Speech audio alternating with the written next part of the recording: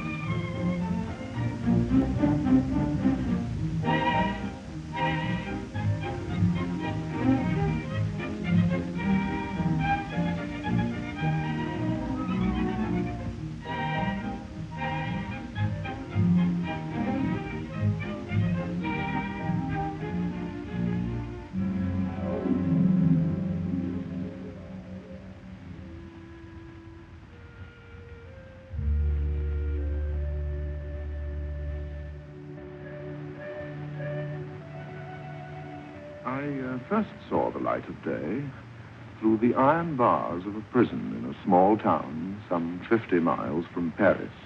When the prison matron, who was also the prison midwife, filled in my birth certificate, she caused what may be regarded as the one blot on my family escutcheon. And as a result, I never knew my father's name. In my zeal to correct this omission, I was to borrow many names for many occasions until I hit upon the one that France will long remember, Eugène François Vidocq. Like most great men, I came of a poor but honest family, a little poorer than honest. The difference accounted for my being born in prison. Whenever poor Mamma expected another baby and consequently needed shelter, it was her custom to steal a loaf of bread and go to prison. She had stolen 11 loaves, served 11 sentences, and had 11 children, when to her misfortunes were added a 12th loaf, a 12th sentence, and my humble self.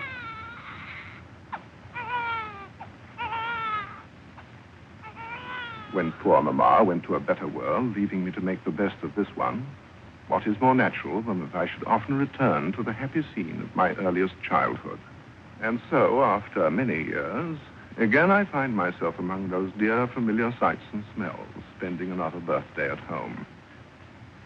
My monastic seclusion was devoted to a study of the classics, particularly one from which I acquired my style, not only in literature, but in my brilliant career of love and crime. My modest apartment was shared by a sympathetic companion into whose company the authorities had happily thrown me. He was a cutpurse whose knife could rip a pocket most profitably, till one day his knife had gone a little deeper and Emile was sent to jail a little longer than usual. He may have had his faults, but his care for my wardrobe and for me was truly touching. He never woke me before 10. Happy birthday.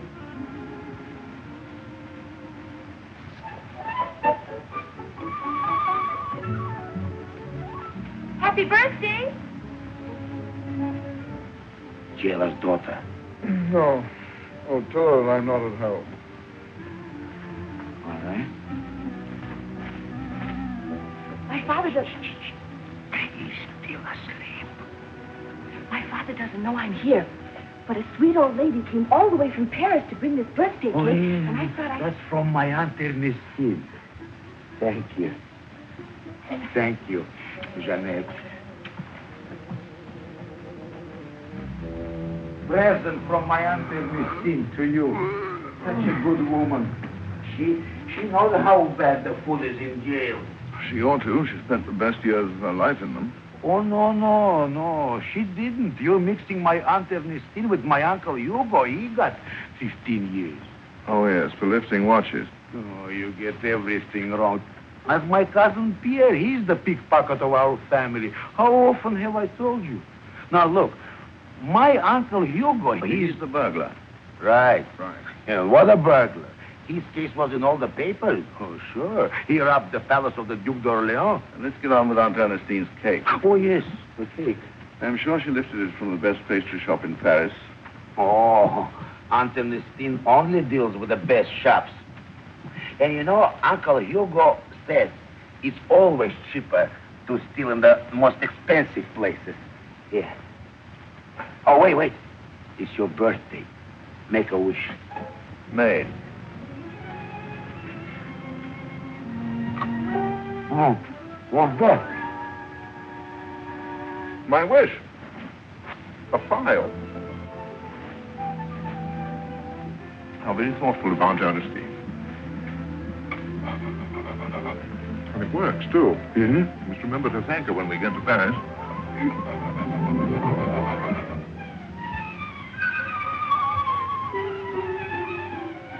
There, see? The town of Neuilly and St. George's Church. Only a few more hours to Paris. Emile was that grimmest of characters, an early morning optimist. All through the rainy night, he had added to my misery with his unfailing cheerfulness and family stories while we'd been running, dodging, jumping fences, soaked to the skins we were trying to save. At last, it was the porch of the kindly Church of St. George that offered us shelter from the rain and from the police.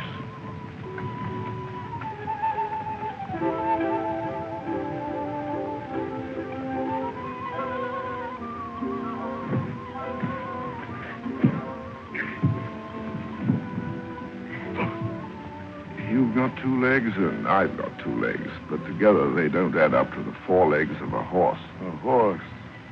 No, they don't.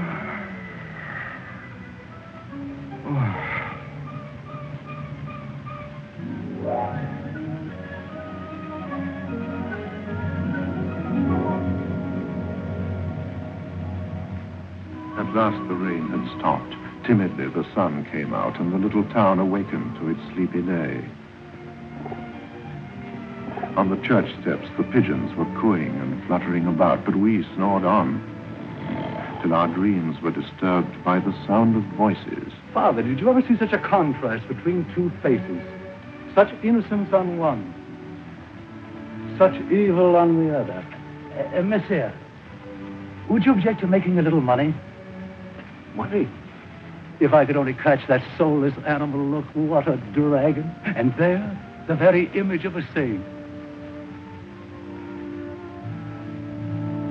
Your face, my dear monsieur, expresses the essence of that purity for which St. George lived, fought, and conquered. But the wind and weather of 400 years have obliterated could only have been restored by the faith to will it, the art to execute it, and Providence's gift of models to pose for it. Please don't move, Monsieur Dragon. Ease your paw a little lower. And if you could just recapture that avid expression, the one you had when I offered you the money. Oh, yes. How about the money? That's good, that's good. Now, look up. Thank you. What a wonderfully horrible thing. Master, I congratulate you. St. George is divine. The dragon will excite horror in every pious heart. But your horse, what a horse. It's even better than your saint. A horse to the life. A horse that could take you to Villeneuve, to Lyon, to Marseille. It could even be sold. What are you waiting for? Please don't move, monsieur. But monsieur! But monsieur! My horse! Monsieur! I'm not finished! My horse!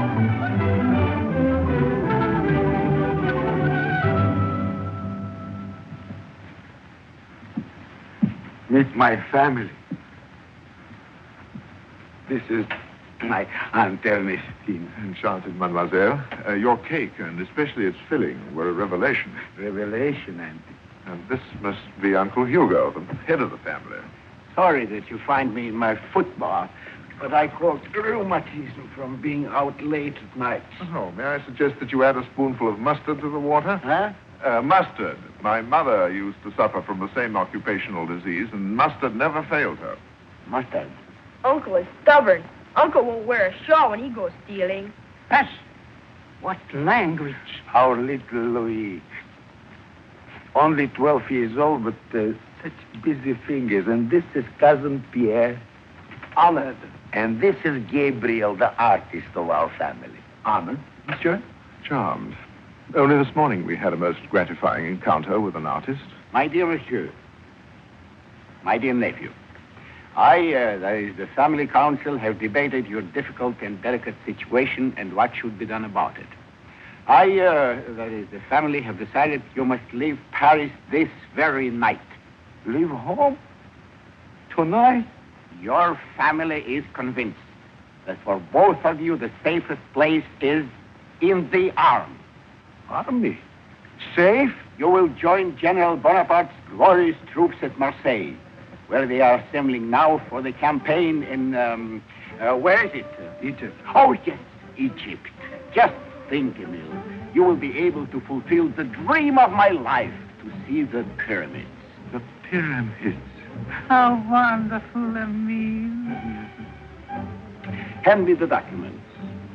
All night long, our dear Gabriel has bent over his printing press in the cellar to make these for you, monsieur, and for you, my dear nephew. But, Uncle, suppose we are shot before we get to the pyramid. Don't be morbid, Emile. Rank of first lieutenant of the artillery is hereby bestowed upon the Honorable Eugène François Rousseau. Rousseau? Your new name. Oh, I see. Signed Napoleon Bonaparte, in the general's own unmistakable handwriting. Monsieur Gabriel, a masterpiece. Nothing. At least compared to my last issue of the Bank of France. Monsieur, I bow to your art. At Marseille, our stolen uniforms and counterfeit passports had been accepted without question. But a soldier's uniform is hardly complete without a lovely lady leaning on his sleeve. Emile and I still needed that one sentimental accessory and were looking for it. Gentlemen, come inside and see Loretta, the beautiful shadow on a Mediterranean screen. Enticing, alluring, elusive, provocative, and 2 francs only. 2 francs for Loretta? We got that much? 2 francs? No. Come in, gentlemen. Come in.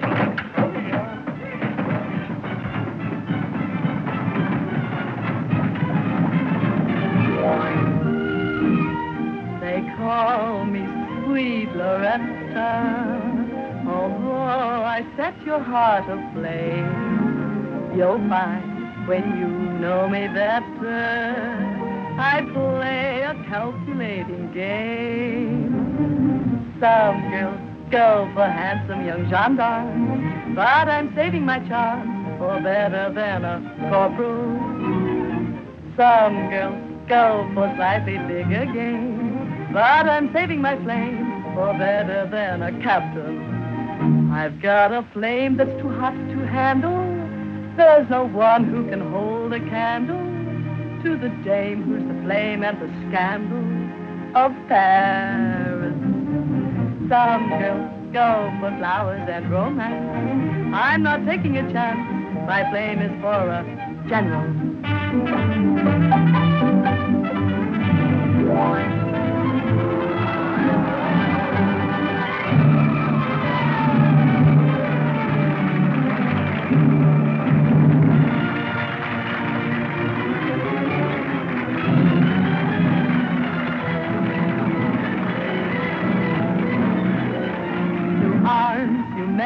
Of fire, we'll play a sentimental game. Take out your cob and your briar.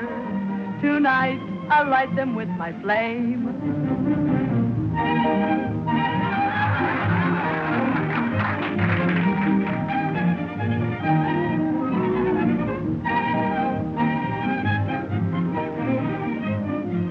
No need for my flame, Lieutenant?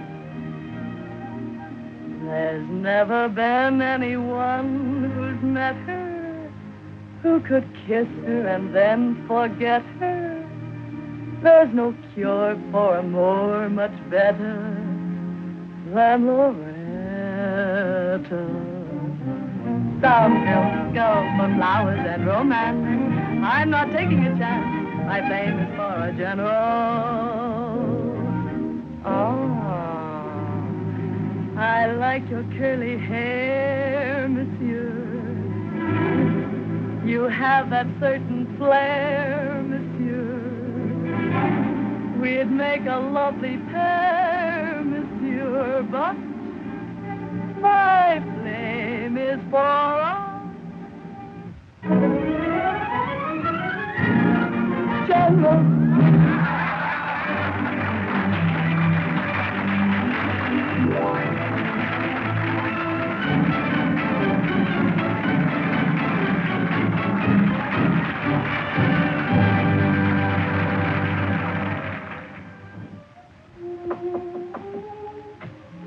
Come in. Oh, it's you, Lieutenant. Lieutenant Rousseau, at your service. Have you changed your mind? Mademoiselle, I just came to tell you that your beauty is overshadowed only by your talent. You should be in the Paris Opera, in the Imperial Theater of Vienna. I should be in Tortoni's restaurant right now. I'm late for a supper engagement. Mademoiselle, you are a charming realist. And you? You're an idealist, of course. Of course. You don't look like one. Well, what does an idealist look like?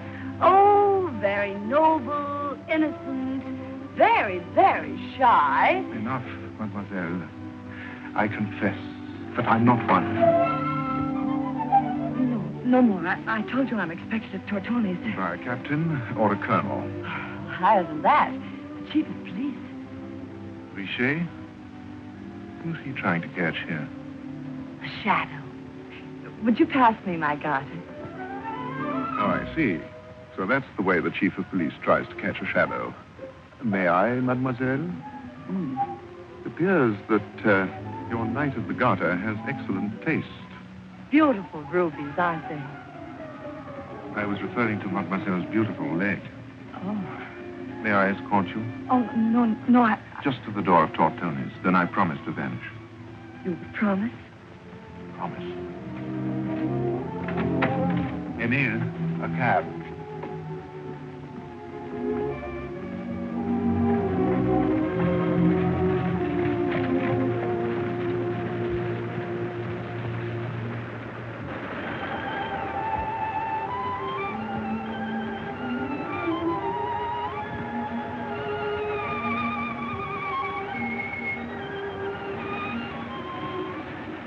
Oh, Tony, I must hurry.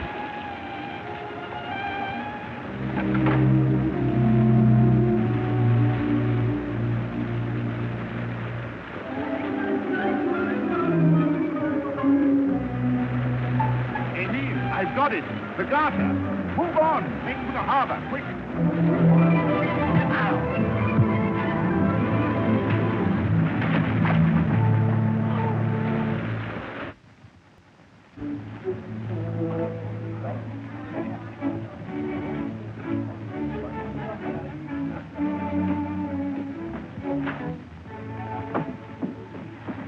I've been waiting for you for the past half. Oh! My garter! What? What about your garter? He stole it. I mean, Who stole it? The gentleman who brought me here in a cab. What's this? You were with a gentleman alone in a cab? Is it possible that a gentleman could steal a respectable woman's garter without... Yes. No. I mean, he must have taken it off while he was putting it on. What? How can you take it off when you put... You mean to say he put it on? Oh, I don't know. On, off, it's gone. Please. Mademoiselle, you must not look upon me as the grateful friend who gave you the garter, but as the detective who will help you recover it. But first, the facts. Please be precise. What facts haven't I given you? For instance, his name. His name? Oh, it might be Rousseau or Crusoe. Or it could be Trousseau. Well, the criminals change the name oftener than their shirts, but the appearance is important. Could it be that he's the same person about whom we've had similar complaints during the past week? Young, dashing, Casanova-like type? No. No, he was old, bald, not attractive at all. Pray be seated. Mademoiselle, don't despair. I have never yet failed to find what I've been looking for. Then I may leave everything in your hands. Precisely.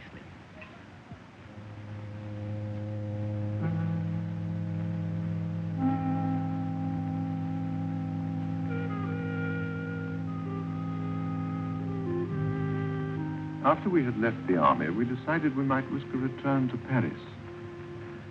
Paris, capital of the world, and the El Dorado of every knight of fortune. Look there, again. The Church of St. George, only a few hours to Paris. My dear Dragon, this time we better make a detour. Oh. You thievish fool. You'll never catch him that way. Drive him over Baron Naubert's grave.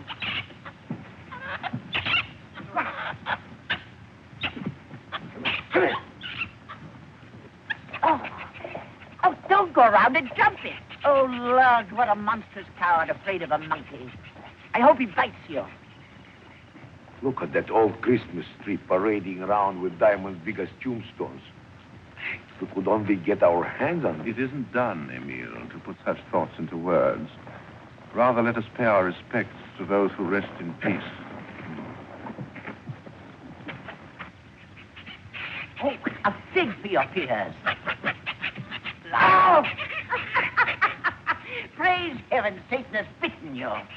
What is the trouble, madame? Oh, Satan is there. Satan. Between the bishop's tombstone and the grave of Madame oh, I've forgotten what that grain dealer's daughter. Well, Satan, I trust he's not after the bishop's soul. Well, I trust you'll catch my little imp.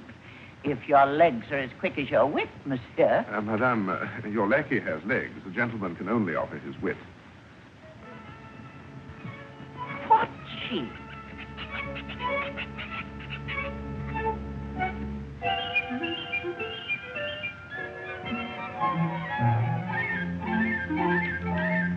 Now, what a gallant charmer. My rogue of a monkey is downright mesmerized.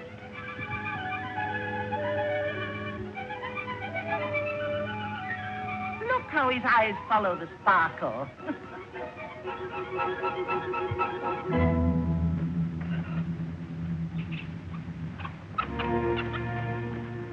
I've got you, Satan. Bravissimo, bravissimo. Come, my little one. He ran away while I was putting lilacs on the Count's grave. You see, I became sentimental, and my little devil is frightened of tears. My fortunate stars, monsieur, that you happened by to look in on some departed friend or relative, perhaps? No, don't tell me. I'll guess. You see, all of them here were my friends, or pretended to be. Monsieur de Clermont had just such a forehead, but no, he had nothing behind it. Could he be the Count? Not quite a count, but just a baron. Baron? Ah, Baron François Vidocq, blood, to be sure. Your lips, your chin, the same malicious dart in the eye, even the same naughty... But it's not good to speak of the dead in their presence. It would be safer to nibble at his reputation over a cup of chocolate. Charmed. Good. I'll expect you this afternoon. Any child can direct you to the chateau of the Marquise de Pierremont. Enchanted, Madame la Marquise. Emile, you're going to let that hag go off wearing half a jewelry shop? Wait till this afternoon. What? We'll get the whole shop. Oh. That's worth waiting for. But let's not wait here. Why not? What could be more restful? Find yourself a grave, Emile. And a name, too, while you're at it.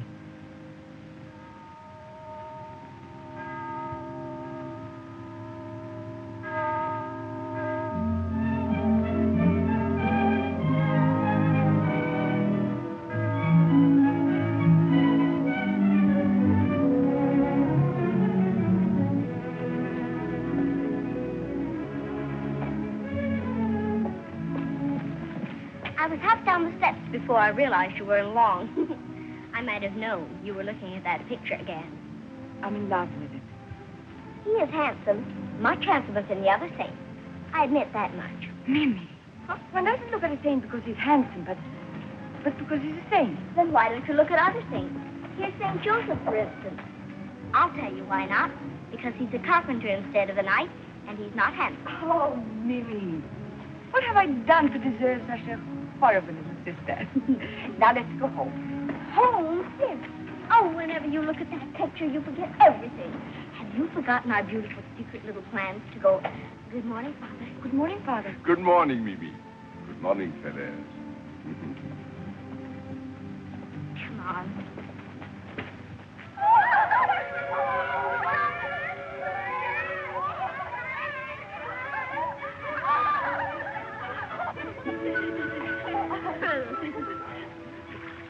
Therese, is it really true what your sister said? What now?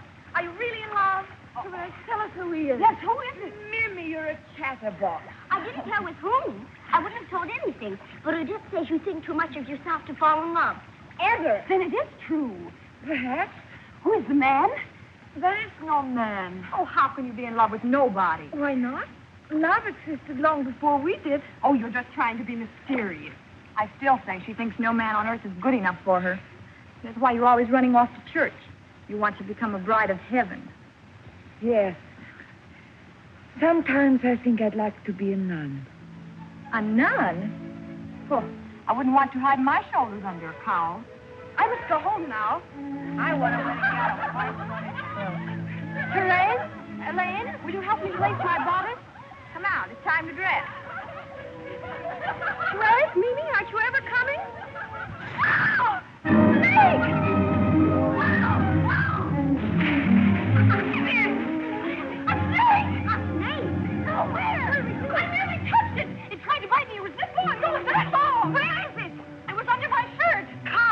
It's poisonous. Let go, Tilly. I'm not afraid. Not of a snake? Not of anything. Look, Meg. Where? There. Meg. Oh, wait. Meg.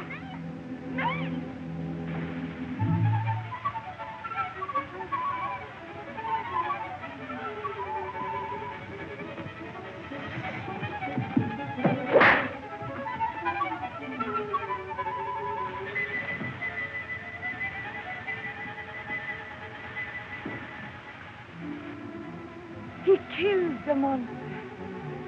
Monster? It was a snake, but no monster. What's wrong with you? What did you say? You look as if you'd seen a vision.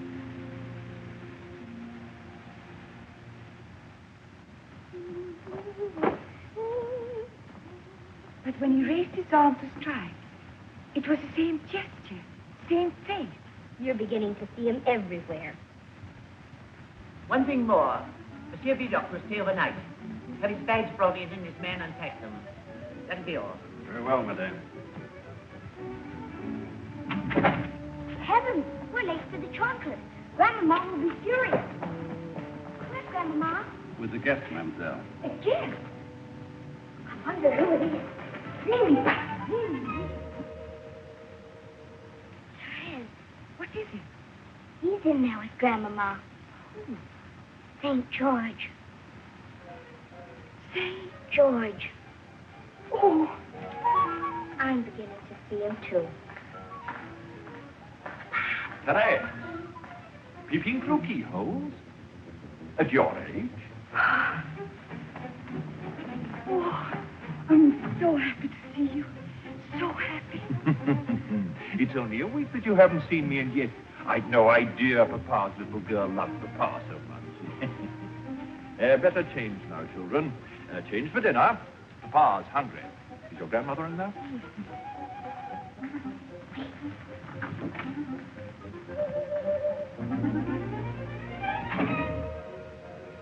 Grandmother's introducing them. And this is Monsieur Houdon, husband of my late daughter. Otherwise distinguished by being Minister of Police. Oh, police? Oh, enchanted, monsieur. Madame la Marquise, I regret I must wrench myself from your presence and retire to my room. Oh, pray do. Quick, hurry.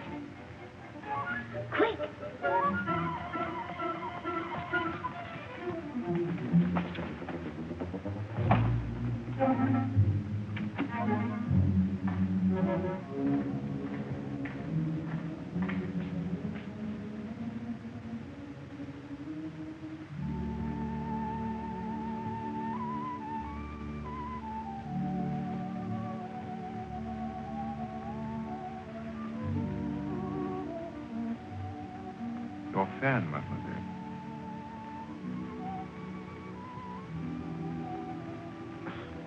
Forgive me for intruding upon your reverie.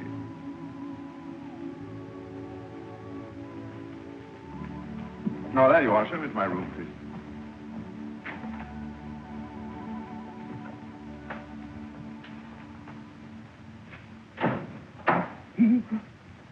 When they told me to unpack, I knew you'd wangle to stay over. Instead of having to break in, we are in. Yes, we're in the house of the Minister of Police. Minister of what? Police. Will you help me off my boots? Boots. Find them at dinner. Get the layout of the house. I don't care how you get it, but get it. Well, how? From a chambermaid. Oh. Find out where the old woman sleeps and where she keeps her jewelry. Oh, yes. In case we have to pry open the lock, see that your knife has a sharp point. Mm-hmm. And a sharp blade, in case the old woman doesn't sleep well. My dear Emile, I hope you're not suggesting violence. Why not? Are you beginning to go moral? It isn't a question of morals, but of manners. A man who's capable of killing with a knife is quite liable to eat with one. Madame la Marquise, for your health and a very long life.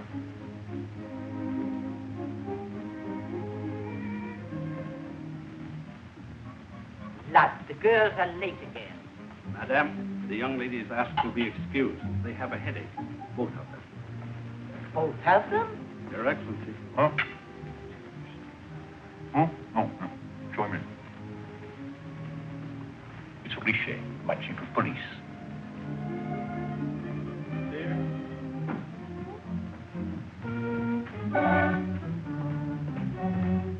Your Excellency, a matter of the utmost importance has arisen which... Madame. 1,000 apologies for intruding on your dinner, but I have real... Not at all. Won't you join us? Thank you. Sit down. Thank you, Your Excellency. You're very kind indeed. The Villeneuve stagecoach was robbed last night. What? And the thief? Have you caught him? Not yet, Your Excellency, but he's within my grasp. Your Excellency, if you don't mind, Oh, don't go, monsieur. Nothing you can't hear. Your Excellency, Villeneuve is the final proof of my theory. Again, the criminal is described as young, dashing Casanova-like. But in all the other cases, there was a woman. Your Excellency, in the coach there were 6. I shall prove my theory. Here we are, near Paris. And this is Marseille. Thank you. Marseille, where the criminal, disguised as a young lieutenant of artillery, committed a crime that was rather delicate and somewhat personal, madame. And next, Nice, where he had the audacity to impersonate Lord Byron. A monstrous rogue, this criminal. I'd like to meet him. And now, the trail of his subsequent moves. First, Abbeville last month, Beaune last week, Villeneuve last night, and next... Paris. Precisely. Richet, you better put guard around the Bank of Paris. Didn't you better put a guard around the banker's wife? He is a widower.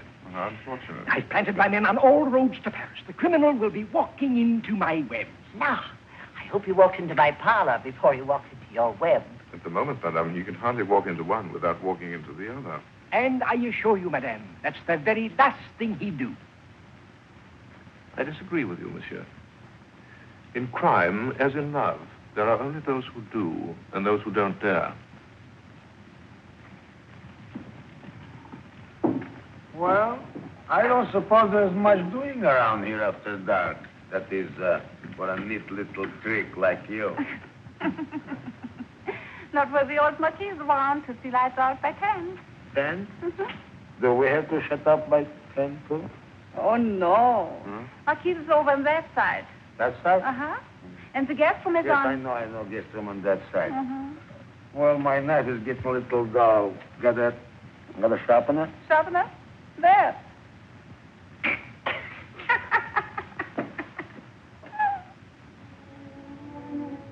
Open the window a bit.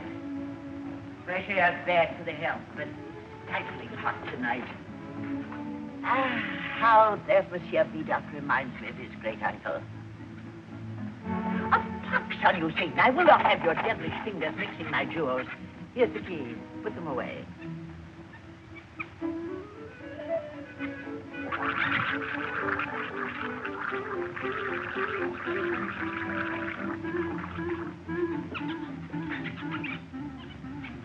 It's already past 10, past our bedtime. It's only heat lightning. My little one, don't be frightened. It won't storm, I won't. You're keen, madam. Snuff the candles. No. It won't.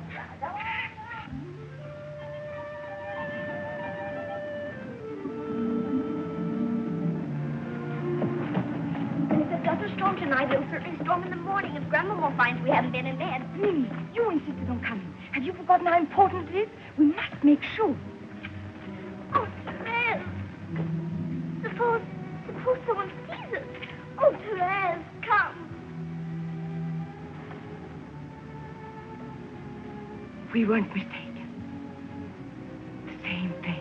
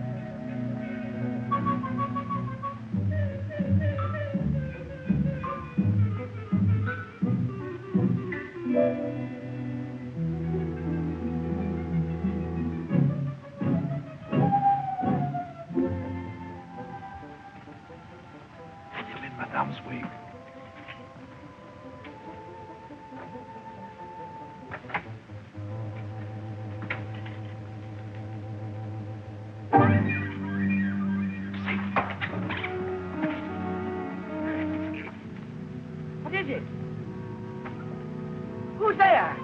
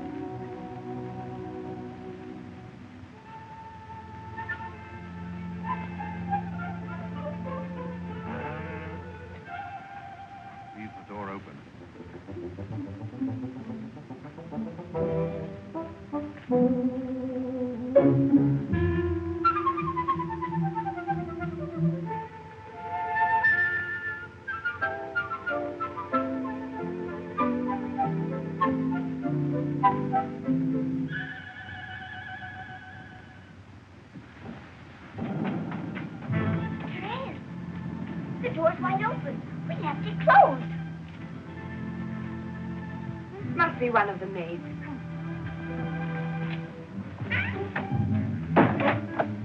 We'll hide them in there and come back later when the roads are not being watched. It's the wig. The wig.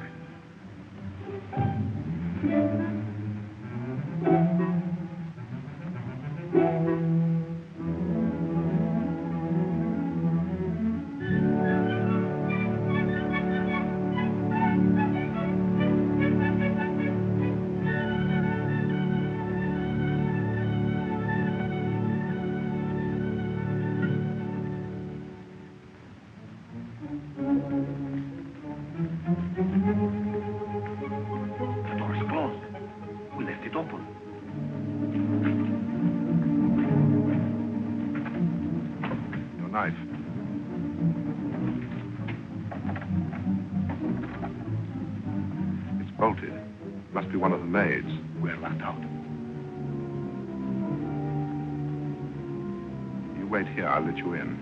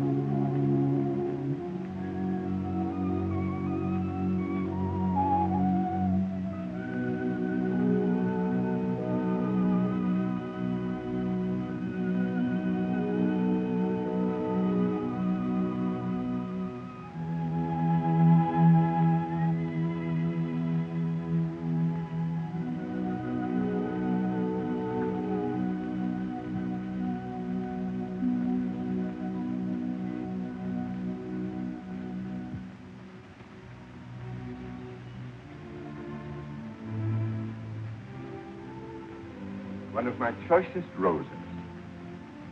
Or one of the choicest little flowers in my parish. Thank you, Father. Shall we walk, Therese? When two people walk, each can speak as if to himself and still be heard by the other. Last night, it was so hot. I slept badly. And I dreamt a man came into my room. I only dreamt it. He bent over my bed and kissed me. Is it a sin, such a dream, Father? Hardly, my child. Dreams come unbidden, like the man into your room. Did you recognize him? Oh, yes, I know his face so well. I worshipped it ever since I saw it for the first time in this church. It seems to express everything that's pure and valiant. As he raises his arm to strike the dragon. St. George. Yes, Father. Is it a sin to be in love with the face of a saint? Not exactly. Not if your love is directed toward a saint in heaven rather than to the painted form which embodies him on earth. Oh, I know, Father, if a man can have such a face, he really must be like St. George. Therese, perhaps I should tell you. The man who posed for St. George was far from infallible. Pose? Yes, some 2 years ago when we... You mean 200 years ago? My child, I'm not referring to the original, which is even older than that. But time and weather had damaged the faces of St. George and the Dragon, and an artist was hired to restore them in all innocence. He chose for his models 2 passers-by in whose faces he saw, or fancied he saw, the extremes of evil and good. Oh, Father, now I understand everything. Not quite, I'm afraid. I've never talked about this except with the bishop. But those 2 passers-by were far from being worthy men. As it turned out, they had escaped from prison. Prison? Yes, criminals. They even stole the horse they posed on. They rode off with the armor and the halo and everything. And nobody knows what's become of them since. Criminals? Both of them? Yes, St. George, too. I mean the man who posed for him. Of course, one never knows. And who we to pass judgment on a life before the proof of its last hour? Father. Yes? If a man's face is good, can his heart be evil? My child, in all of us, there is a St. George and a dragon. That is the true meaning of the legend of St. George. Evil can be slain only by faith. You must have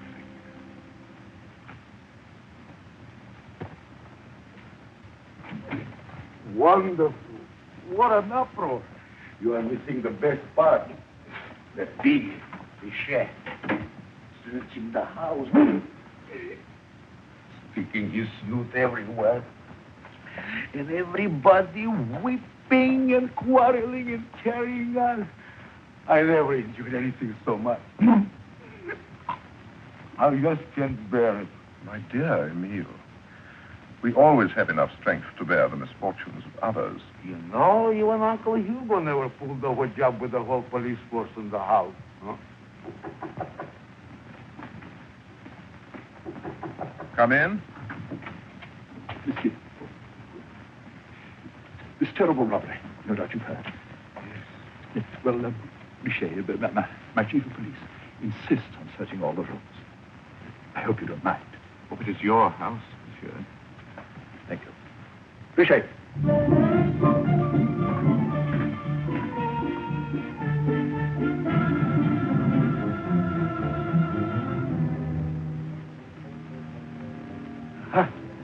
Emile, help Monsieur Richet. I don't require any help. You don't require any help. Hmm?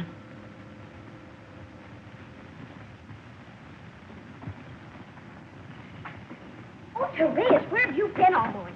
What is it? You've missed everything. We've been having the most wonderful time. Grandmama's jewels, her wig. The poor thing can't leave a room without it. What are you talking about? We've been robbed. Isn't it exciting? Robbed? They've been searching all the rooms. St. George's, too. St. George? When I heard that, I was ready to swoon. But Grandmama says I mustn't. I'm not old enough.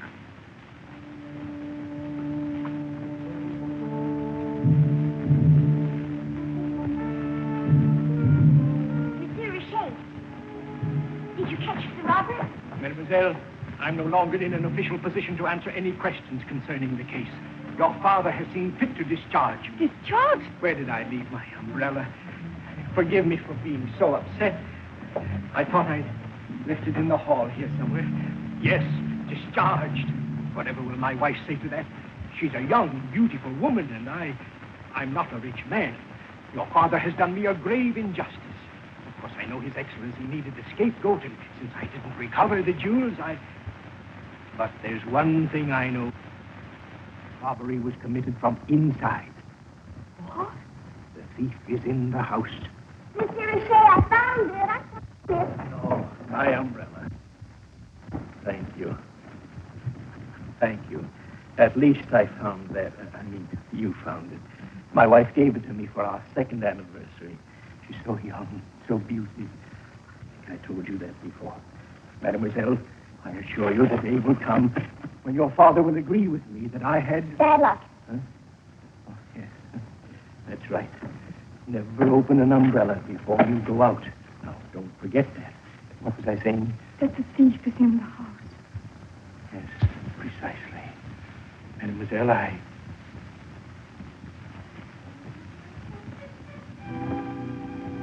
Monsieur, your hat. I forgot.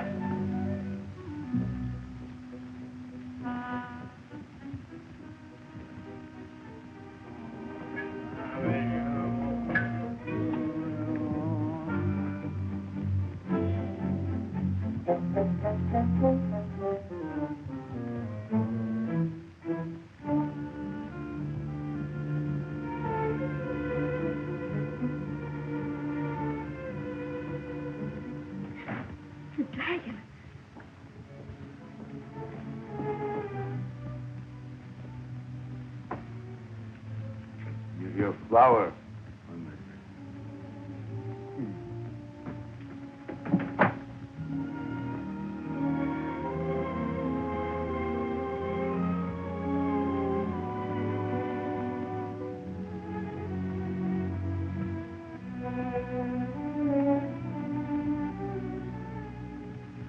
Nice little girl. Big one.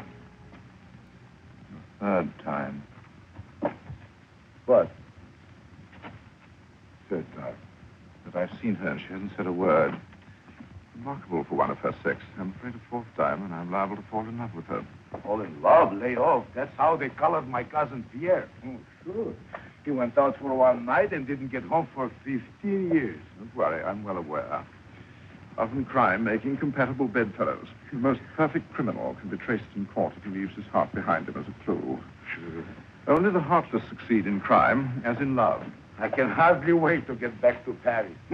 Imagine, with the chief of police out of the way. Why, that will be a thief's holiday. Oh, the rats will play while the cat's away. I'm afraid the cat won't be away for long. What do you mean? His Excellency will find a new cat. Who? Probably whoever saves him from ridicule by recovering the jewels. Oh, who could do that? Yes. Indeed. Only one man. Who? The man who's sitting in front of you. The whole house is upside down. I love it. And now up pops the dragon. What next? I only knew what to do. Whether to tell Papa. Of course, I should tell him.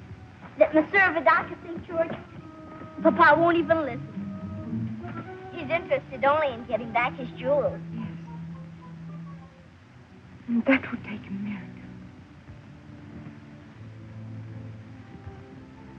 But the priest said, we must have faith. No. To gamble with jewels worth 50,000 francs. Even on a thief's market. No. Not with my hat. My dear, try to see further than the point of your knife. If I become chief of police, we'll have a chance to loot a city. Loot a city? What's that mean, conservatively? 15 million. 15 million in gold. Where is it? On board the Bank of Paris. Bank of Paris. Such a big job, no? Too big for the two of us. Yes, but we can enlist the support of your dear family. Yeah, family. Yeah, but we'll have to give them a cut. A small percentage. No percentage, just a cut. All right, then it's agreed. Yes, but I still don't see. If you return the loot, how can you be sure you'll make you chief of police? Don't be a fool. I won't return it until I am sure.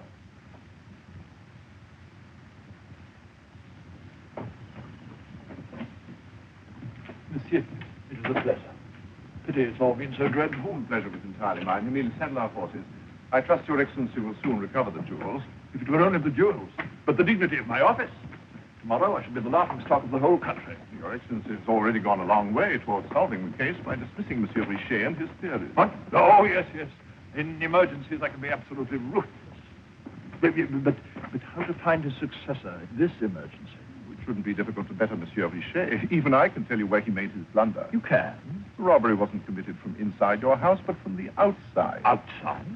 Such an audacious crime could never have been conceived in the submissive soul of a servant, and everyone else in your house was above suspicion. Naturally, everybody. Very good observation there. Well, I confess that the art of detection has long excited my interest. I am what you might call a connoisseur of crime. Of course, I can't promise anything, but if you'd like to accompany me around the house, we might find the clue to prove my The clue? Ah, what have we here? Your Excellency, observe this interesting strand of ivy. What's interesting about it? Broken. But so it is. However did you notice that? The merest matter of trained observation, indispensable to a detective. Remarkable. Your Excellency, we have our first clue. Really? I should say that the housebreaker has been acquainted with long stretches of hard labor, stands approximately 6 feet tall, and weighs no less than 200 pounds. In heaven's name, how can you tell? Elementary, my dear Hugo. No less weight would have been sufficient to break that age-toughened ivy. Now, the distance above the ground to the first break stipulates a leg span of at least that height. And only the most extraordinary development of the flexor and extensor muscles of the upper arm, such as is commonly acquired at hard labor, would have been equal to that last daring climb from where the trail of the ivy ends to the balcony via which the midnight intruder entered your home. Remarkable. Doubtless there were windows left open. It was a sultry night. Good morning, Mademoiselle Therese. Oh, you know my daughter? Good morning, monsieur. Therese, say something. The fourth time that I've seen her and she hasn't said a word. Your Excellency is to be congratulated. The robber left untouched your most priceless possession. What? Now, let's see where he went after he left the house. Yes, let's see.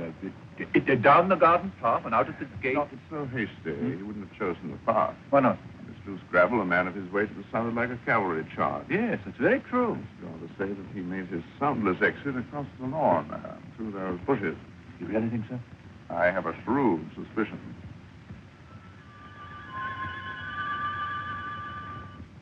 Ah, we are fortunate indeed. Another clue. A lock of white hair. Oh, sheep must have blundered by here. The blunder would be ours if we thought so. Do your sheep normally resort to cosmetics?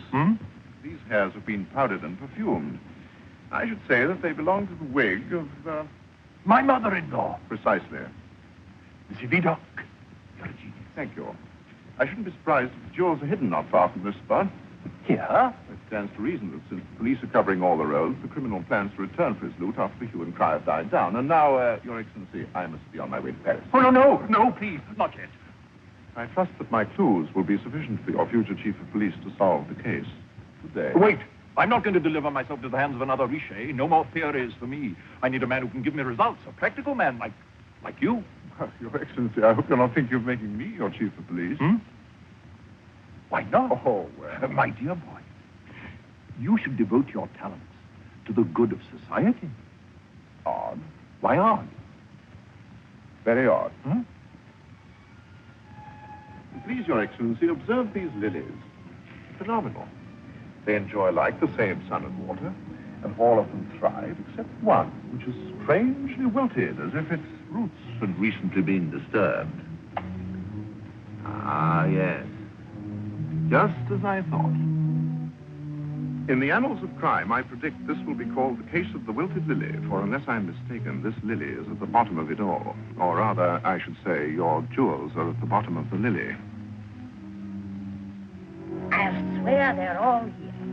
Every stone and spangle. Not a sparkler missing, thank heaven. And you, Monsieur Vidocq. Fortunately, I could return them this time. However, I may not be able to if they should be stolen again. Again? What do you advise? I would feel quite sure of them if they were in the vault of the Bank of Paris. Which reminds me that I must be getting along to Paris myself. Madame. Monsieur. Mademoiselle.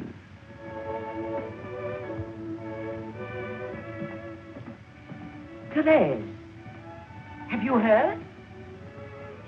Isn't it a miracle? Yes, I'm so happy, Captain.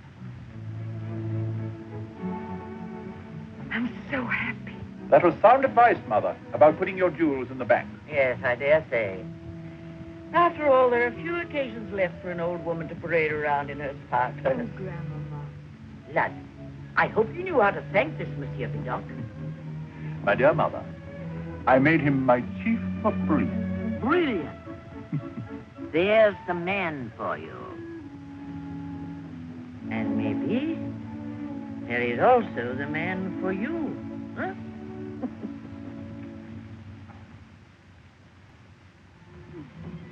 The fates were knitting busily. Take Aunt Ernestine, for example. She who once helped me to get out of jail is now in jail herself, unaware that kindness is always rewarded. Come on, sweetheart. Monsieur Vidocq wants to look at your pretty face. Keep your dirty jokes to yourself. Will you say? Vidocq, the new chief of police. Come on, precious, let's go.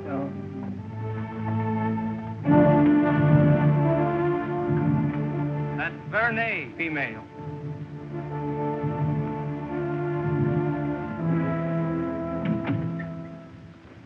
No.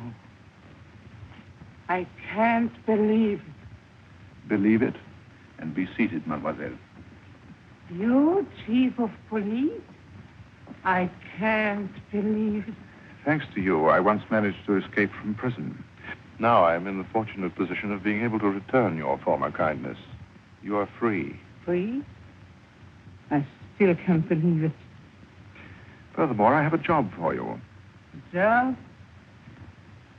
I have a job for you to do in the Bank of Paris. In the bank?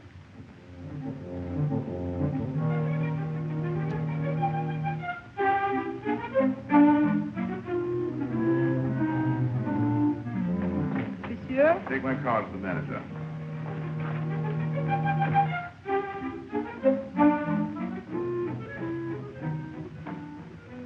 Pardon you, Chief of Police. Excuse me, please. I'm going to see him myself. Monsieur, I'm delighted. This is Lieutenant Emile Vernet, my right-hand man. Very experienced in the ways of the underworld. Delighted, Lieutenant. I came to inquire whether you were satisfied with the individuals I recommended. Satisfied? I'm delighted with him. For example, the man who works as teller. Ah, Monsieur Gabriel. Delighted to see you. He has a microscopic eye. Huh? He spots counterfeit bills on sight. Already this morning, he spotted 5 of them. He hasn't let a single counterfeit slip by him into the vault. Good, glad to hear it. His Excellency and I thought it was a wise measure to plant only our very finest detectives as employees in the bank. Wonderful, monsieur. And here comes our night watchman reporting for work. Earlier than ever. Ah, Monsieur Hugo. Good afternoon, Monsieur Vidocq. Good afternoon, Lieutenant. Good afternoon. I couldn't be more delighted if we had a ghost for night watchman. He haunts the bank. And that female detective, she takes her disguise so seriously. She cleans and scrubs all day. Only this morning, she polished the lock of the vault till it shone like a dazzling star. Good afternoon, Mademoiselle Ernestine. Good afternoon, Monsieur Vidocq. Lieutenant, you dropped something. The impression of the lock. It's wax. I'm delighted with her. But most marvelous of all is the man you sent to guard the vault. Ah, Monsieur Pierre. Specializes in the field of grand larceny. A human ferret. He can sniff danger. Even when I go into the vault, his nose is just behind me. I'll wager he could smell if 1 franc were missing. How many francs are in there? Oh, offhand, I'd say about 40 or 50 million. 40, 50 million. Then everything's under control. No harm can come to us with little Louis to guard us. Quick as a magpie, always running. Now, run off. By the way, is the little boy a detective, too? Just an apprentice. Wonderful, wonderful. You've made us feel very safe indeed. Thank you for your confidence. Good day. 50 million. Half of 50 million. Deduct for family divide. I never could divide. Your share is 22 million. 22 million. Oh, I'm rich. I'm rich. I'm so rich I could spit gold. You got the wax impression? I can buy anything. A castle, a city. I can buy the pyramids. Buy them. Oh, I can build them in every stone of gold. I must say, Aunt Ernestine did a good job. Drive back to Cousin Michelle's and have her make the key as fast as possible. I'll walk back to the office as fast as possible. I shall proceed to tell what happened in the meanwhile to Loretta, with the beautiful shadow on a candlelit screen. Little did I know that she had given up her public for a private life. She had married for richer than poorer, for better than worse, till death do them part, the substantial Monsieur Richet.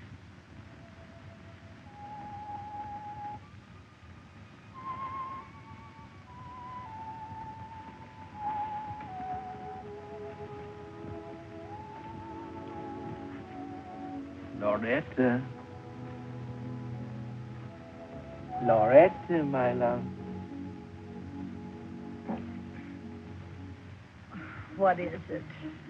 I've been thinking.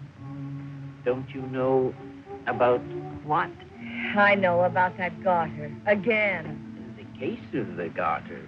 After all, my sweet, you're married to a detective. I'm married to a jealous fool. Oh, I protest, my love. I'm interested in the garter, that is, in the man who stole it, from a purely professional point of view. But that tiny garter may be the means of recovering everything I've lost. My post as chief of police, my entire career. For if I apprehend that thief, His Excellency will certainly admit that I was right all along. And believe me, he will bow to my theory. Theory? At this time of night? If my theory is right, he is precisely the same man who's committed a whole chain of felonies. And yet, all the other victims describe him as young, dashing, Casanova-like, the type that women lose their heads over. Aren't you listening, my angel? Could it be that your description of him was not quite precise? As you may recall, you said that he was old, bald, unattractive, huh? Precisely. Well, then, old or young, bald or not, I still don't understand how a man could steal a woman's garter without, without... All right, have it your way. It wasn't without, it was with. With what? With loving kisses. Yours truly, Loretta. Aha! What did you say? Now then.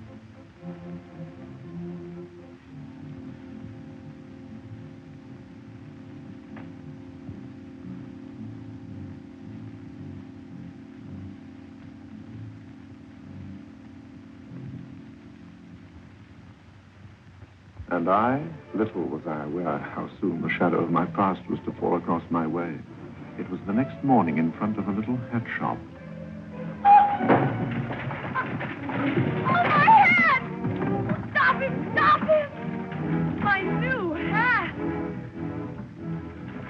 My beautiful hat! It's really dreadful about your hat. How can I ever repay the captivating Mademoiselle Loretta? That shouldn't be hard for the taking Lieutenant Rousseau with the money he got from my garter. Wasn't much. The rubies weren't as good as you thought. And you were much worse than I could have imagined. Really, I should call the police. Well, don't call them until I've bought you another hat. Another hat? Well, I admit I'm not so rich that I can afford to throw them in the gutter. Hats don't grow on trees, you know. No, but some of the latest fashions look as if they did. Oh, my dear, you'd look simply irresistible in that bonnet trimmed with violets. Oh, do you really think I'd look well in violets? I rather fancy that big Florentine straw. Then it's yours. Isn't it beautiful? It looks made for you. I'll take this one. Monsieur will pay for it. Delighted. How much? A mere 80 francs. Oh, that's not too much for a beautiful hat, is it? You look positively ravishing in it. Thank you, monsieur. It's large enough to cover a multitude of sins. Charming sins. Oh, thank you. Madame still owes for the other hat. Oh, yes. The one you made me drop. Delighted. How much? Oh, that's only 35 francs. Thank you, monsieur. There is still the matter of your unpaid bill for the past 3 months, madame. Oh. 420 francs, monsieur. Delighted. Just a visiting card. Madame. Thank you, monsieur. I hope you'll come soon again with monsieur.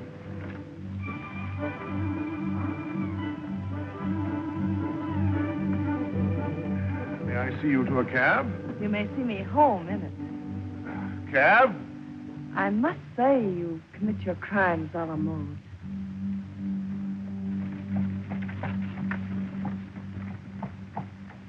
Rather like old times, isn't it? Except I'm married. Oh, I'm so happy. Unhappily. What? Married. I'm so sorry. Oh, why, sorry. All the more reason we should meet again. I see. Sometimes the chains of matrimony are so heavy they have to be carried by 3. Do you speak from experience or from observation? Observation. It has saved me from the experience. Please, listen seriously. For the past 2 years, I've not been able to put a certain Lieutenant Rousseau out of my mind. I believe I'm in love with him. In that case, madame, you are in love with a man who no longer exists. He's as dead as the past. I disagree, monsieur. The past is very much alive as I am. I hate, really hate bringing up the delicate matter of the garter again, but I happen to know the Minister of Police has offered a reward for... For those paltry rubies.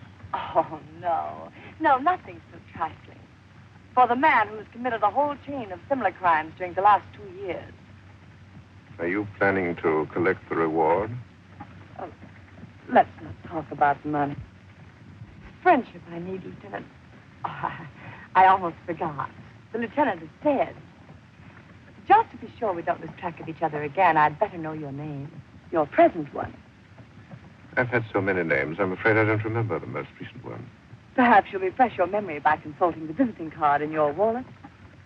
Dear lady, after our visit to the hat shop, my wallet is empty. Is that all we mean to each other? An empty wallet?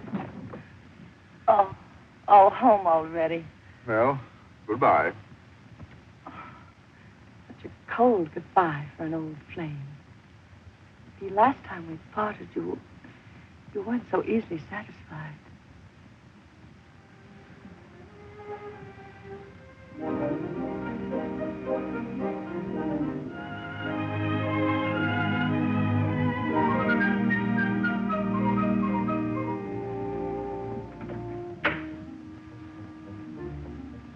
Goodbye. Thank you, monsieur. Hope there's nothing missing this time.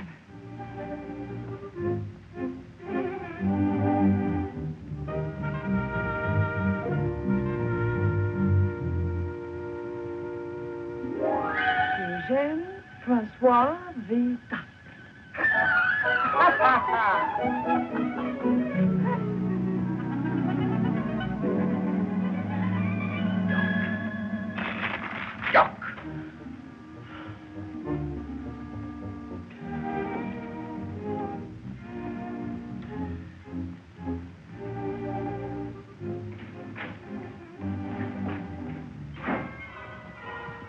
You promised to come back in an hour. It's over 2 hours. I am late only because you refused me money for a cab. And I had to walk. But my darling, until I'm working again, it's only fair to make a few sacrifices. What? You bought another hat? What other pleasure do I have except hats? Isn't this beautiful? You bought enough hats. Look! Look! 3, 6, 12, 20. You could open up a hat shop yourself. I don't have any more hats than you have silly disguises. Look! 3, 6, 12, 20 wigs and at least a dozen of these silly beards. But you don't understand. They're the tools of a detective's trade. You're not a detective anymore. That's beside the point. Once before, I told you. I know, dear. That's why little gentlemen pay for it. Pay? For what? My hat. A gentleman? Who? Believe it or not, he didn't give his name. On my honor. On your what? Honor.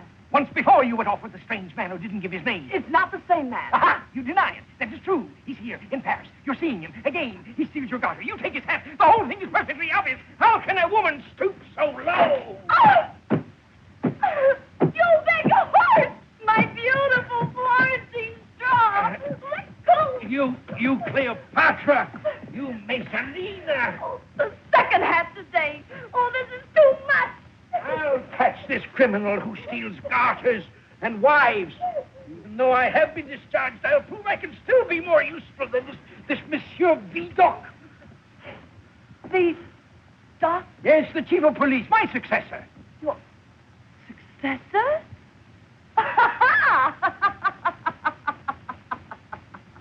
What's so funny about that?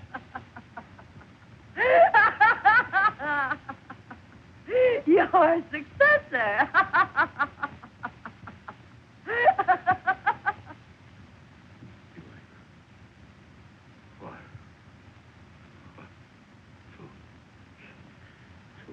Ready?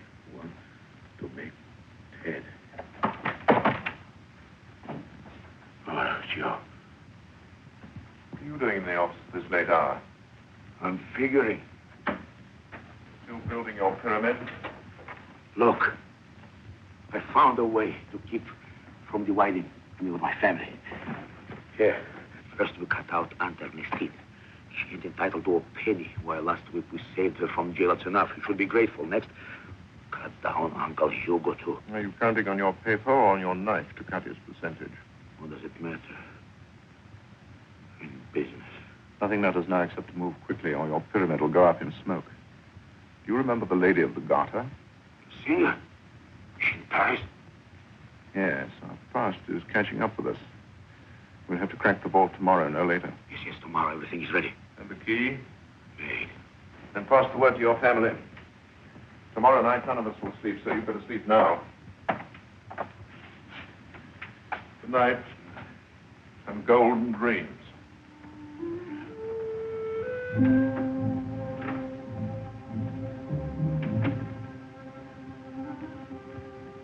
Surprise? Women always surprise us by doing the expected. I suppose you've come to return my wallet. Oh, that. Here it is, Monsieur Vidocq. Thank you. Where did you ever dig up that name? In a cemetery. For once, I believe you. Don't worry, your elegant visiting cards are all there. But apparently not my money. Oh, I forgot. I had to keep it in order to buy a new hat. Another hat? The last one went the way of the first. You mean a horse stepped on it? My husband. Your predecessor. My predecessor? Yes. I mean, of course, in this chair. Madame, you please to be mysterious. Oh, I'm no mystery. I am Madame Richet. Madame. Richet. At least no one can reproach me for not being faithful to the police force. Does he suspect? A detective is always suspicious. He suspects me of having worn my garter a little loosely. But he doesn't know yet that I lost it to a certain Monsieur Vidocq. There's no fool so dangerous as a fool with brains. Except a woman so foolish as to fall in love. Time has made you even more intriguing. Madame. Surely you're considered enough to realize no woman could ever forget you or give you up. Of course, but this is hardly the moment or the place. Then meet me at the hat shop this evening. This evening? At 6.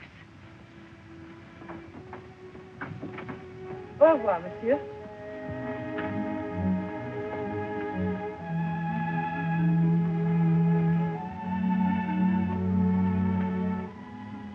Morning, monsieur.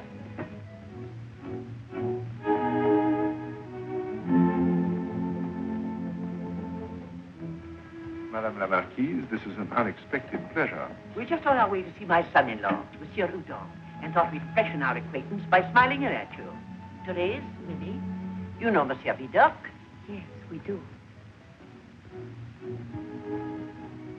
Your voice is as lovely as you are, Mademoiselle Therese. What fortunate chance brings you up into the country? My jewels, monsieur. I'm taking your sound advice to put them in the Bank of Paris. I have some rather important business there myself. May I escort you? Well, then you can do me a real favor by taking the girls in my place. Meanwhile, I'll acquaint your father of our arrival and... Grandmama, you could do both. Ifs and ands don't make pots and pans. Do as you're told, girl, and keep a sharp eye on my sparklers. Monsieur, I trust you with my most valuable possessions. Well, I'll be off. No, don't trouble. I know my way. Madame, we'll start immediately. Emile, order my carriage. I'm going to deposit these young ladies and their jewels at the bank. Jewels at the bank.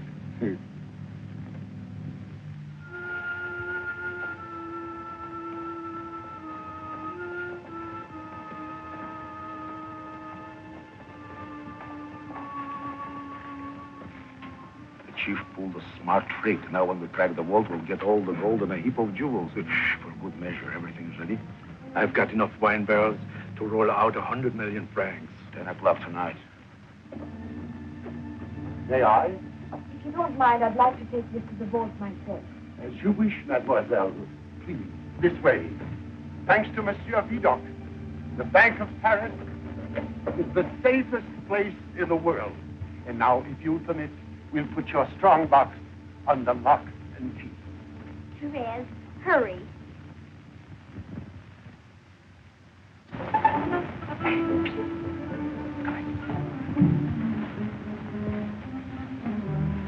Can we depend on the wagons?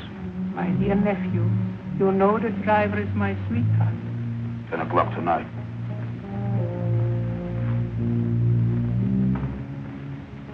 Is the farce ready? As soon as we are. It's no joke. May I escort you home, Mademoiselle Therese? But Therese, you promised. But Mimi, you gave me your word the next time we came into Paris you'd take me to the Chinese carousel. All week I've been planning to ride the big goldfish. Or should I choose the Pekingese? Well, if Monsieur Vidocq doesn't mind, perhaps we could stop at the carousel. It'll be a pleasure, Mademoiselle Mimi. Thank you very much, Monsieur Vidocq. Come on, Therese, let's hurry.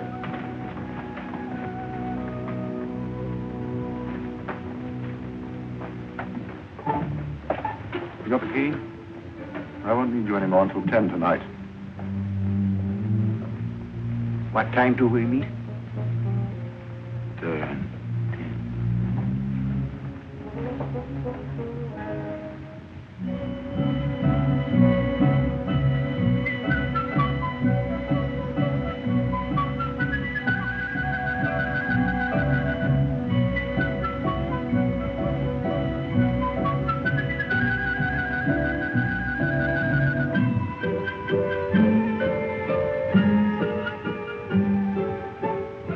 Shall we walk?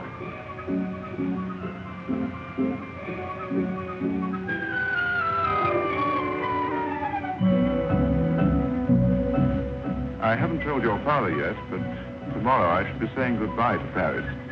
Goodbye. I'm afraid so. As you know, I only became chief of police to help your father out of a temporary difficulty. Oh, but Papa needs you, monsieur. He needs you more than ever now. And Grandmama, she'll miss you, and Mimi will miss you, and... And you? I shall miss you, too. I shall miss you very much.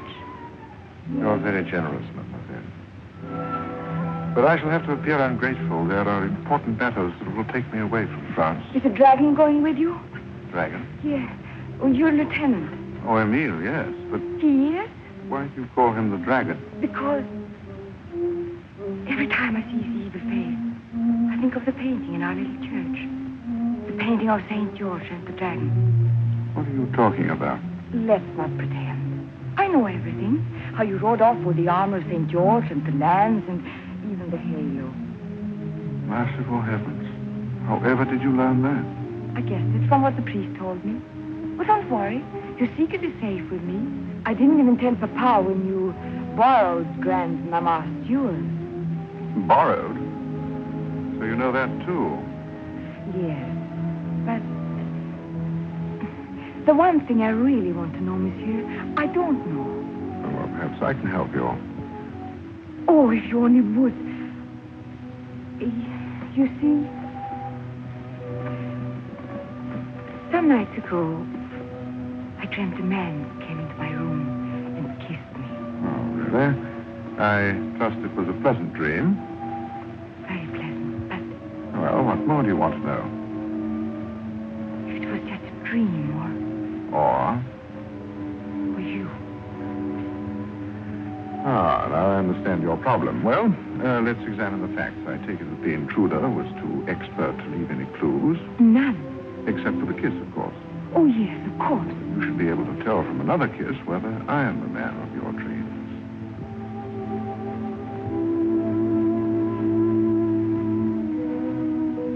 Was it like this? No. This is different from anything I ever dreamt. My dear Therese, I'm afraid we'll have to wake up. Why? Unfortunately, there's the matter of my past, which has just reappeared in the shape of a lovely lady. The lady you love? Not the lady I love. Then nothing stands in our way. Only she and some others may not be too pleased to learn about dreams. And your father, instead of signing our marriage contract, would have to sign a warrant for my arrest. That's why I had to leave Paris tomorrow. I understand. I have no other choice. Neither have I. I'm going with you. If I can't be respectable, I'll be bad. I could help you. I'd make a much better lieutenant than that clumsy man you have with you now. I could sneak in and out of rooms like a cat. I could be very useful. I could make men fall in love with me. Good heavens, why should you? Between kisses, you know, I could steal their wallets. Steal? Yes. You don't believe me? I have started already. Look here. Grandmama's jewels. I took them out of her strong box and nobody even noticed it. That's wonderful. Yes. I mean, disgraceful. Why? I stole them for you. Thank you. But you don't expect me to marry a thief. What can I do? If you won't come over to my side, I'll have to go over to yours. Darling, I promise you whichever side you're on, we'll be there together. You promise? On one condition. What? That you return these jewels immediately. Why should I? They're not Grandmama's, they're mine. What? I just made it up. You little hypocrite. Yes. Therese, come and ride. You'll love it. Would you like to? Yes. Which shall we take? The griffin or the goldfish?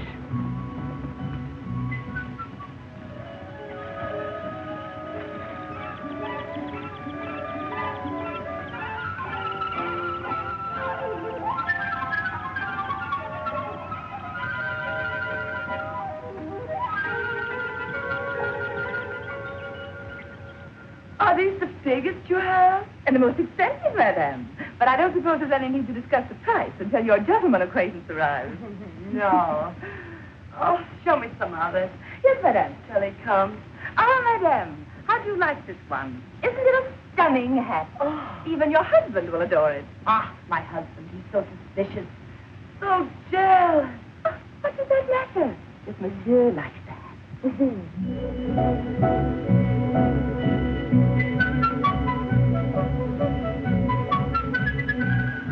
You're very lovely, Therese. Am I as lovely as the other lady? In her eyes, I see myself as I am. But in yours, I see myself as I could be. As I hope to be.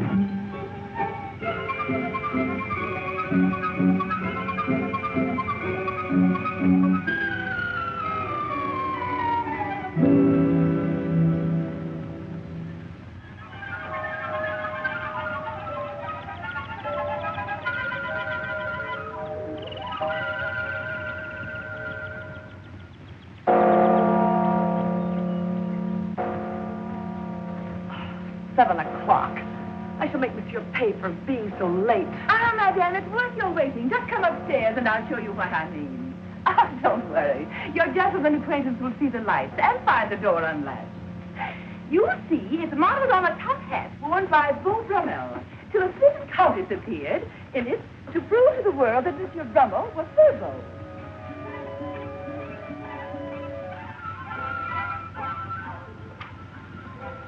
Looking for somebody? No. Yes, a lady's in there. A lady? You're a little old for something like that. Come on, this isn't a peep show. A citizen has some rights. To pay taxes and obey the police. Come on. I protest. I have a right to be here. So you have a right. Precisely. I'll give you a right. I'll point up with a left. I'll give you precisely. In the face of illogical brutality, I withdraw. And don't you come back, you peeping Tom. It's the absolute rage in London. It's just the thing for your Roman profile. Well, I love the hat, but do you think the dress is revealing enough? Well, this blouse is a little shy, but I have another that's more than just revealing. It's a revelation. Oh. Will you excuse me while I fetch you to the stockroom? You can be trying this on. Mm-hmm. Oh, the hat is a dream. Oh, it's the last word.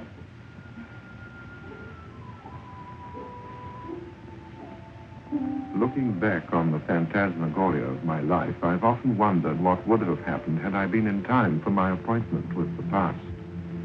Of course, Richet was only a fool, but a fool is always dangerous. And above all, a jealous fool who had set his cap to catch a shadow.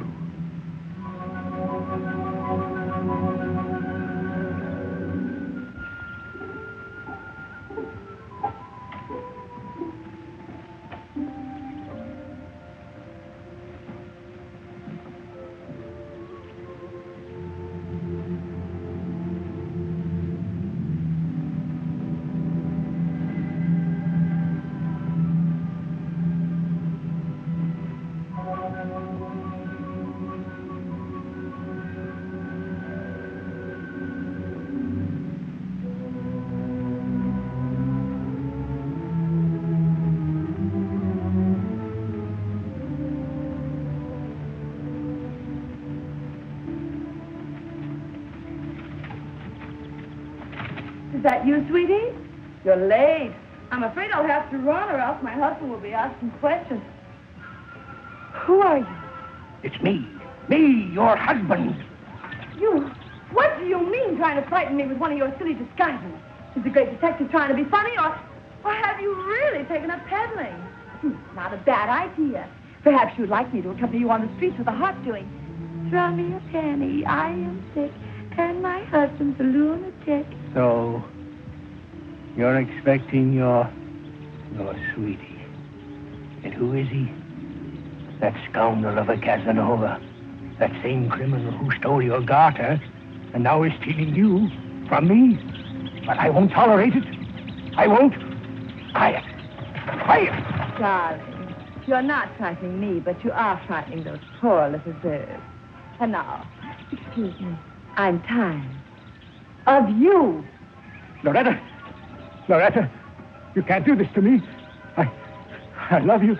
I'd rather put an end to myself. And to my misery. It would suit you to get me out of the way. Precisely. Loretta, I've got to have you. I'm serious. I'm going to shoot myself. I'm going to shoot him. This thief. I'm going to shoot.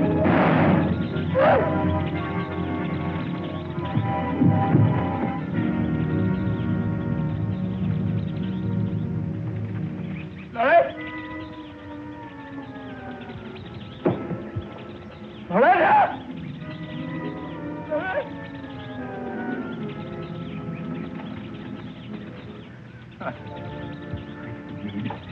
I didn't mean it. You're joking. You're joking, aren't you? You're joking.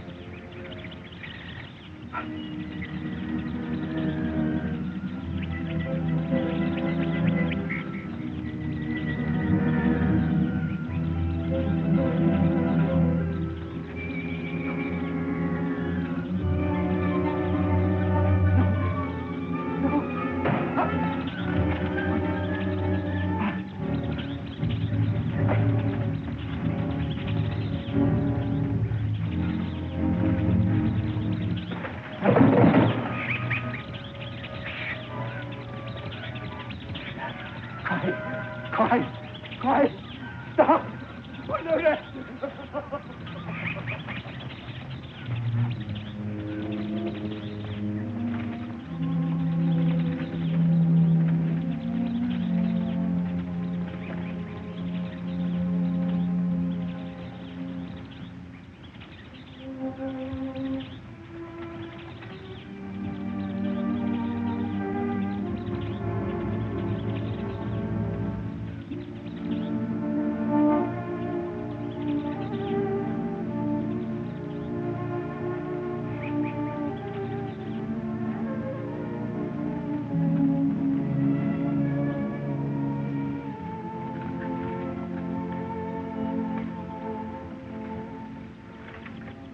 I'm sorry.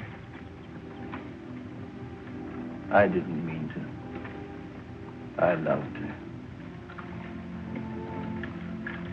Oh, it's you. You come for me so soon. I lost track of... I lost my wife. She was so young and beautiful, but I suppose that doesn't matter now. You can take me away. I won't give you trouble. I did it.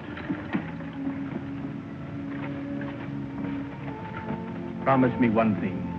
That man I've been pursuing for years, he's the real criminal. You've got to find him. I failed, but you won't. Promise me you'll put an end to him. I have already put an end to him. You have? Oh. You're a great detective. Greater than I ever was.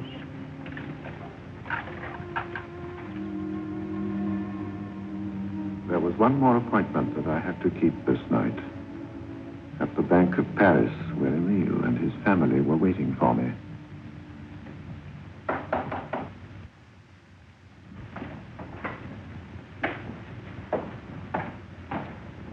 You're late. We've all been waiting for you. We couldn't do anything until you came. The boat has to get underway in half an hour. Where's the key to the vault? Here it is. I have no use for it. What do you mean? No use for it. You may do what you wish. I'll have no part in it. I relinquish my share. It's all mine. And I guess yours is mine, too. Why yours? Why his? I suggest that you destroy the key, remove the barrels, and leave the bank as you found it. Now, if you feel inclined to follow my suggestion, I promise you that you will all be kept on in the jobs that you've filled so well. But if you ignore it, I warn you that as Chief of Police of France, I will track you down to the ends of the earth if necessary, recover the treasure, and bring you all to justice. Now, make your decision. Good heavens. I shall be late to dinner with my future father-in-law, His Excellency, the Minister of Police.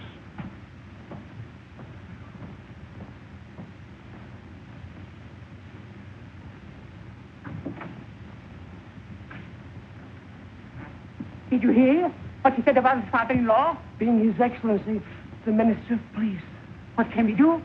Huh? What can we do? Oh, yes. Well, I can't deny I've gotten used to my job at the bank. Washing floors is better than being in jail. The manager of the bank offered me a promotion yesterday. Huh? Promotion, yes. Emile brought that man to us. Emile, what do you advise? Emile? Where is he? He's gone. Gone?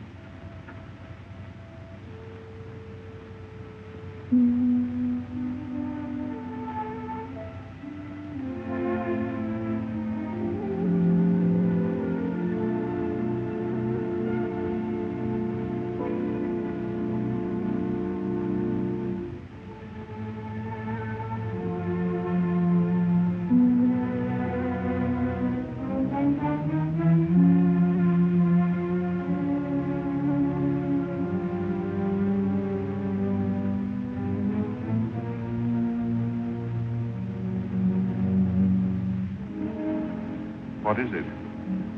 It's that girl. You think she's worth 50 million francs? Much more than that. Not to me. I want my share. Nobody can stand between me and 50 million. Still building your pyramid. Perhaps I should acquaint you with the fact that those pyramids became their builders' tombs. Not my tomb. But yours!